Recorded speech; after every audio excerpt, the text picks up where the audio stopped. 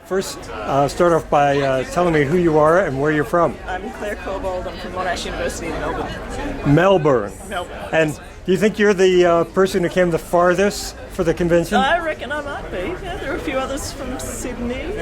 But your father? A little further, yeah. I think maybe. Yeah. How long did it take you to get here? Well, we had a tailwind, so it was a quick trip over the Pacific. So it was only 12 and a half hours. Only 12 and a half hours? To LA, and then I stopped for a few days, and then another 4 hours to here.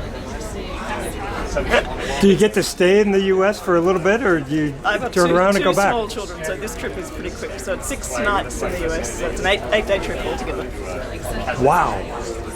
And why do you come all that way for this? I love coming to this meeting. You know, it's full of energy. I see some now old friends and talk to publishers and go to great papers.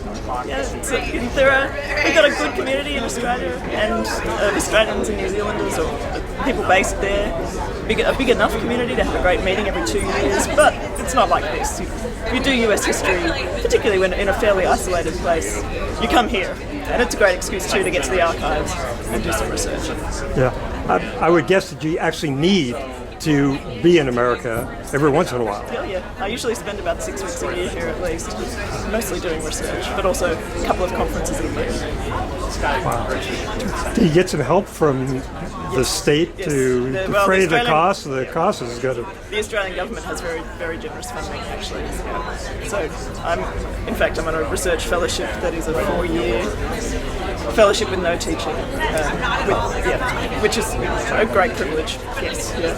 And it would be lovely to be closer to the archives, to be able to do some research, read the research, and then come back.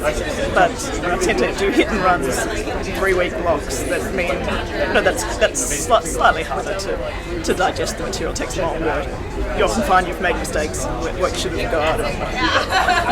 It's manageable. Thank you so much.